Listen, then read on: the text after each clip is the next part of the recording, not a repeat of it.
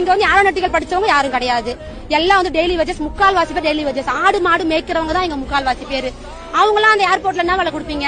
வீட்டுக்கு ஒருத்தருக்கு கவர்மெண்ட் வேலை தரேன்னு சொல்றீங்க. முதல்ல அவங்க படிச்சிருக்கணும்ல. அவங்க படிச்சிருந்தா தானே அந்த கவர்மெண்ட் வேலை உங்களால தர முடியும். 10வது கூட படிக்காதவங்க நிறைய பேர் எங்க ஊர்ல இருக்காங்க. ஆடு மாடு மேய்க்கிறவங்க நிறைய பேர் இருக்காங்க. அவங்க என்ன வேலை கொடுப்பாங்க? உங்களோட ஏர்போர்ட்ல பெருக்கிற வேலை, துடைக்கிற வேலை கொடுப்பீங்களா? நாங்க எங்களோட கைண்ட்ல நாங்க தான் ஓனர். நாங்க ஓனரா இருந்து விளை வச்ச பயிரை தான் நாங்க பல ஊருக்கு அனுப்பி வைக்கிறோம். நாங்க எதுக்கு உங்ககிட்ட பெருக்கிற வேலை, துடைக்கிற வேலை செய்யணும்? எதுக்காக செய்யணும்? எங்களோட சொந்த இடத்த நாங்க விட்டுட்டு உங்ககிட்ட பெருக்கிற வேலை, துடைக்கிற வேலை நாங்க எதுக்காக செய்யணும்? கை கட்டி நாங்க எங்க நிலத்துக்கு எப்பவும் போல நாங்க ஓனரா இருந்துக்கிறோம். நீங்க எங்கேயாவது வந்து ஊரை அழிக்காத அளவுக்கு காலியான இடங்கள் நிறைய இருக்கு. அங்க உங்களோட ஏர்போர்ட் அமைச்சுக்கோங்க. எங்களோட ஊரை விட்டுடுங்க. அதான் எங்களோட தாழ்மையான கருத்து. ஜீவன நல்லா இருக்கீங்களா? ஹைதராபாத் ரயில்வே ஸ்டேஷன்ல கம்பார்ட்மெண்ட் கிளீன் பண்ணிட்டு இருக்கேன். அந்த கேஸ்ல ஜெயிச்சிருக்கேனே.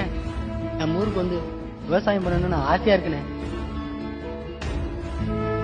ஜீவனே, நான் தானே சேர்மணிமோ சண்முகம். இங்கதானே ஒயின் ஷாப்ல வேலை செய்யறேன். நல்லா இருக்கீங்களா? இங்க ஒண்ணும் மரியாதை இல்லனே. நாய் மாதிரி நடத்துறேன். ஊருக்கு வந்து எல்லாரையும் பாக்கணும்னே, ஆசையா இருக்கு. ஜீவனே, அதானே செல்வராஜ். ஏதோ தாக்கடத்துல வேலை பாக்குறேன். முடியலண்ணே, கேஸ்ல ஜெயிச்சிருங்கண்ணே. ஊருக்கு வந்து காலனில வேலை பார்க்கணும். நம்மள பட்டினி போட்டவங்களுக்கு எல்லாம் சாப்பாடு போடணும்.